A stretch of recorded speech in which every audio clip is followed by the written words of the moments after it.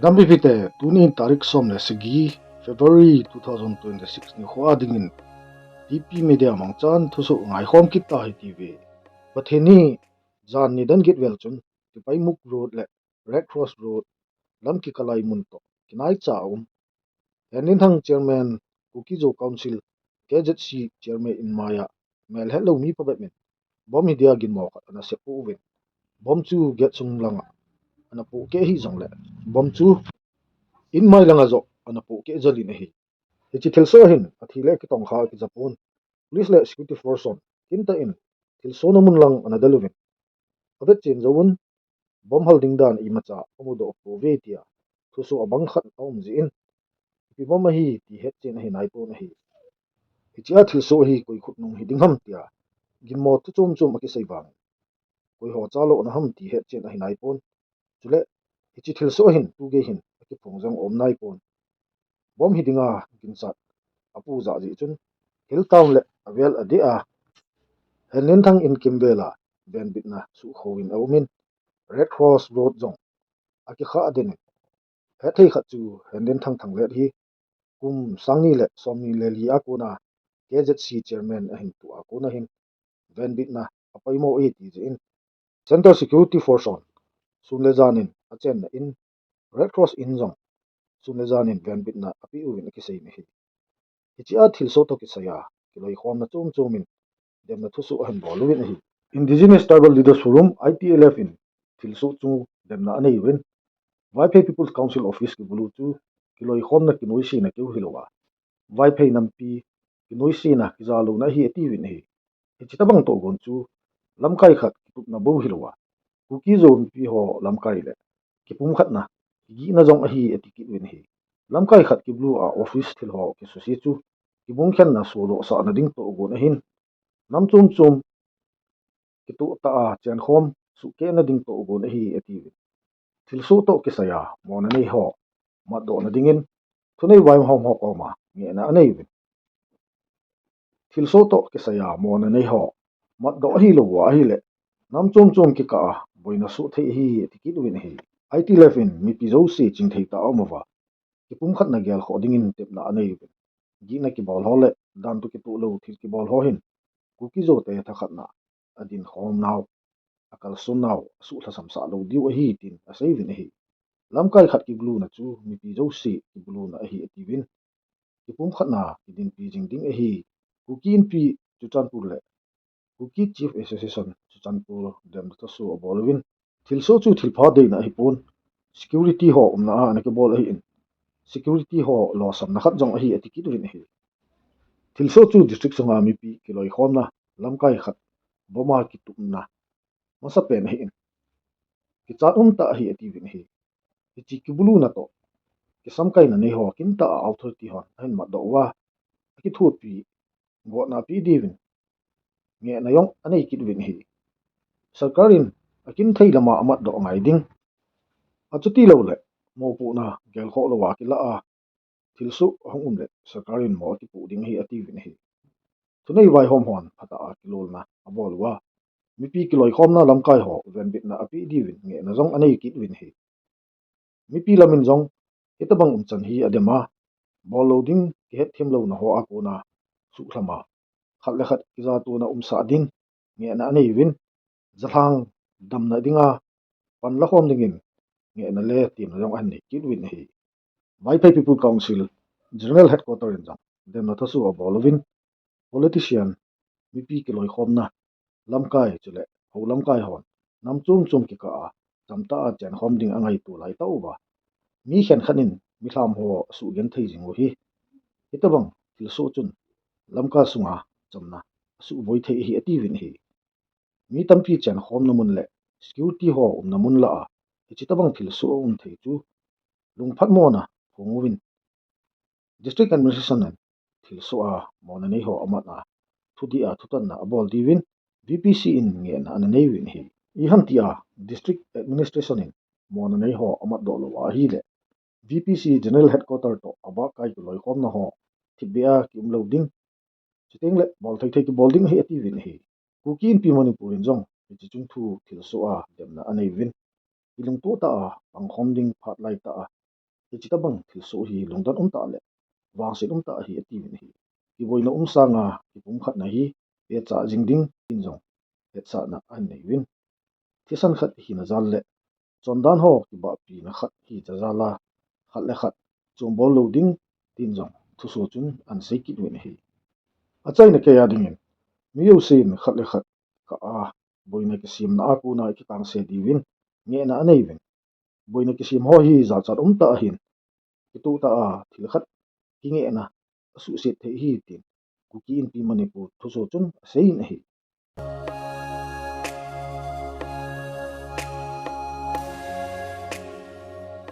Manipur sarkar ki tha tundo na dinga deputy chief minister panmon anachang kangpo PMLA nemcha ki genin ki ho khom na ding le thu chai na sim na dinga state sarkar ki pel thailo hi center a sarkar bo thu chai na sei thailo ding hi tin ana sein nemcha in hi chi thu hi thu so mi hon ama Manipur sarkar sim na a apan chu ipidinga poimo aham tia tudo anei na wa chu ana don but hi in hi nemcha in a sei na chun ama ta assembly a zaw the hi jong le Manipur sarkara apan chu poimo hi dan phong do in ama deputy chief minister pan mun ki zawa KUKI zo ho chen na mun ho boina phabet om na ho thu nemcha in adon but na chu boina ho hi wangsai ta hi in Manipura nam chum chum ho hi ta sa ki khenna ki nei hi tan political solution poimo hi inla hi chi political solution mu thaina dinga chu sarkara kapan lo kho hi tinga sei ki ni na hi sarkara kapan dei lo ho mi phabet ho chu thu het khil nei hi ding a hi mi pin ama pandan akal sondan a ho na in he them te ngole sarkar si ma pi apong ham ti aji en he diu hi governance thaina dinga lampi hi etin hi keiman ei ta san mi pi hon akal sondan e he thimu win ei ta sot no hi lung thing ta na ka to lai sia mi pin ei din pi jing ding hi in pathin lungo de hi le chamna le thu chai na khat jong hum ding a hi tin jong a sei be kin in hi Manipur boina hi a chai na khat ki sim thaile che le wa le jong nge thei ki ding a hi in chi chi a chu thu chai na khat hi ka gel poimo pen hi tin deputy chief minister nun a sei jin hi Manipur siam khem chan le amani ki ka thu a sei na chun nem cha in khem chan hi milung theng thu ta mi khat hi in KUKI zo MLA som ho ti lo wa MLA dang som di la a za Manipur gam boina ho selai ta a KUKI zo ho hin hu do chu ama khem chan hi atin khem chan hin nam khat mu da khen som ani poi tin no sei ki ni hi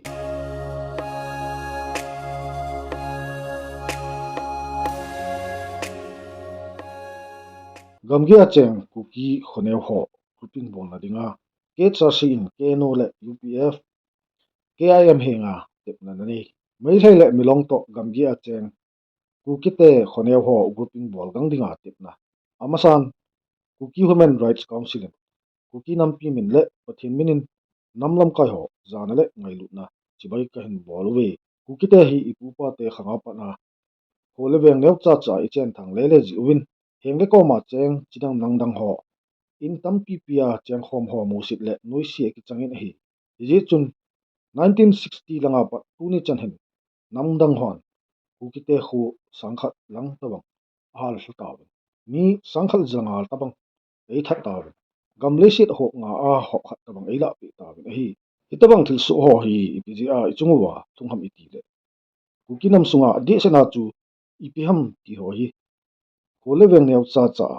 chen ji u hi ji chun gamle go hu bit zo na ding namdang ten ei za bol na ding kipum khat na ding kingai lut na ding le khan to na om thein na ding in hole veng ho hi in tam pi pi a chen khop anga ye gale tul nei la hi ji in mun zo si grouping bowling jong ha sa in tin ji chun mei hlei le melong to boundary a honeu ho be hi agang thil penin grouping bolu te ichi hi aki bol do a hi le namdang hon KUKI te einoi si ta po win te chen khom tin dan le pan la ding dan chu hi le KIM KNO UPF on grouping boi pi ding committee khat sim do on lang grouping center muna ho le veng sunga ki vai pu na ding dan ne mol ho jong nang hon sim pi win area center le mun kirin lai zep khana bu ping bol ding hi akwam avel la a gam nei ho jong koima su sit su wang pi lo ding hi ama wang hi area chu grouping kisiam na mun tai lo wa koiman khotha dang asa thei lo dinga dan de mul simpi ding hi hi grouping center chu village authority or village council election system a kiwai pu sa diu hi kum sim thasima namdang hon ku kite khu leveng ahal ha pi jing ku kite gam ala pi jing ku kite ki tha ki mat jing hi thildang ji hi pon chen khom lo ji hi bowin hi achai na in lam kai hon panin la uben pi hon la nu ka zui dingo hi ku kite mo thei hi po we boy pi ding to ding bowling atami ms hoiboy to thang president KUKI human rights council le kha thot na chun hi ti chun sei ni hi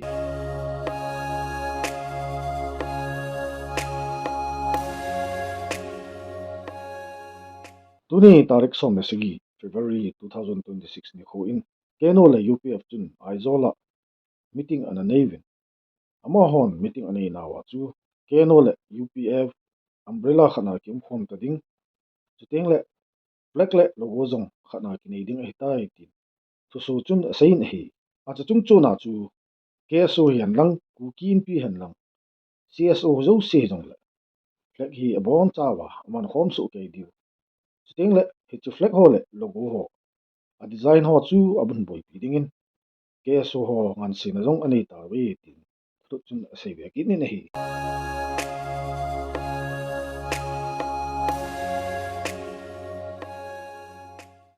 boy na chung changa sei chi na le su lap na dinga Chakhroma Youth Organization ne mawa village council chairman house apule kina ana a pang ho ko na ana nei vin hi achi sa ni simson ni thum February 2026 ni kho a mawa khu boina thil su chung chang sei chi na le su lap na nei ding in Chakhroma Youth Organization ne mawa village council chairman le ko hausa GB seiboy changsan chile hi chi thil su ni kho a hunam bola pangjo si hung ding mi sigi sunga chamoki dima tauna CPO hola ta sata a hung ding thupi ana nei vin hi jani ni simsom ni February 2026 ni kho a Chakhroma Youth Organization in mawa village council chairman hi nga le khathot abon achun achi sa ni simsom ni thum February 2026 ni kho a Chakhroma Public Organization CPO president le aloi ho ta sana nei ta na kho a ke ho cham dinga hung ho chu tu mongin gopel song chule man cha dang dang mang cha in ani ki bulu win lam kai ho le lun tor ho chunga su khana na sata su in chi hi pom the hi pu nei chi thil so hi o sita hi to thana chamna na ding pum khat na na ding chule henge kom acheng khom zat le nam chum chum ki ka kizana na dinga mawa village council chairman nangma na hin ko hausa GB seiboy changsan chule hanam bola pangjo se chako ki dima taw na CPO holmuna sei chit na le sulhat na dinga CPO lam kai ho basanga na ta satawa nongdiu hi tin le khachun asein hi chini sigi ki pi na ni khu no kha pen 23 February 2026 sunga thupi kini ekiji lo le kilona ana umsa chule angami customary law dungzuya Chakhroma Youth Organization in thutut na le action kilading nangma mawa village council chairman le ko hausa GB seiboy changsanin CPO lam kai ho hunama ki bolna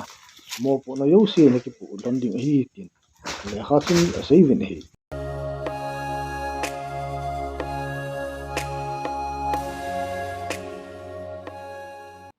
litan boina a Assam Rifles in KUKI thingnoi ho apan pi ve tia IPFM in ngo na ananei atisa ni simgate February 2026 ni kho a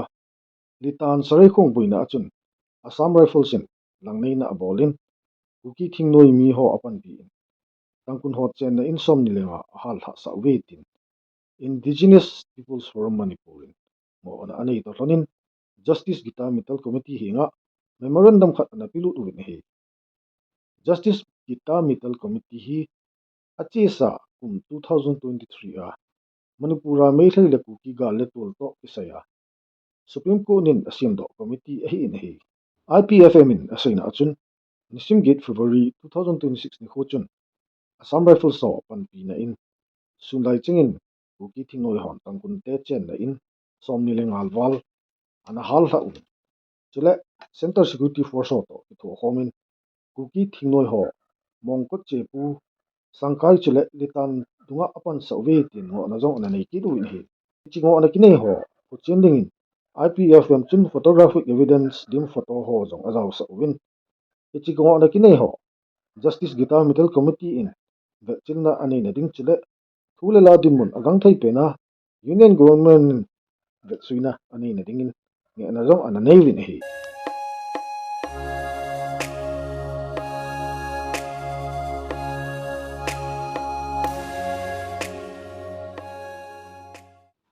jani chen da tan langa mongkot chepu ga mo chu tangkun hon an halovin chi hal naw video ho chu chom cha ga ve tri hi ti ve Hao không ba, Tangkhul hòn gam hung halo he tay. Sa nào he? Izat tabong hom motor chu. Ôi, li nga lang he, dim se mu amu na ali lu đâu cho. Oh, okay. Nó có tiền đâu.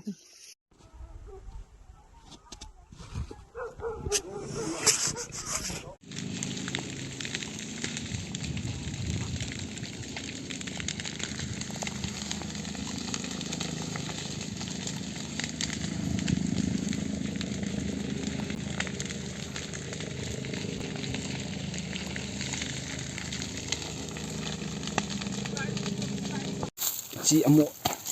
kal do na lampi.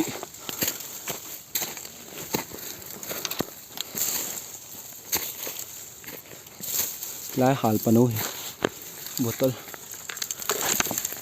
Botol yang kimoi.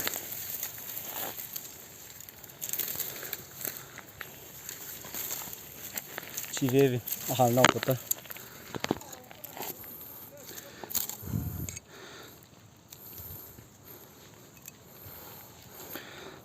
Hal chai wa lai pat na hi su kum hao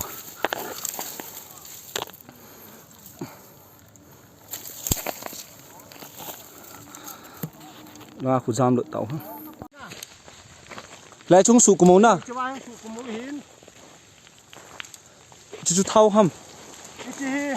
Chi botol ai hal ve thao thanu wa. Chi botol ai ha halo. Nga lang asat lu nu ve. bottle nga na 5 bottles has been found Ye botol dim se nei botol. Tôi va. Cho cái trên lâu tao. after burning they again run back here Chi se thầu ra nhà mo le lu va ra mo le. eh mo le lu aki chai tam long chu ya hilai mun hal na wa hi migin ngai ho hin agin mo phat wa hi agawet nu le ama ho hi jam wa hi tan azam nung sang wa hi gama me ko ho zo se hi chi volunteer ho le migin ngai phabet ho hin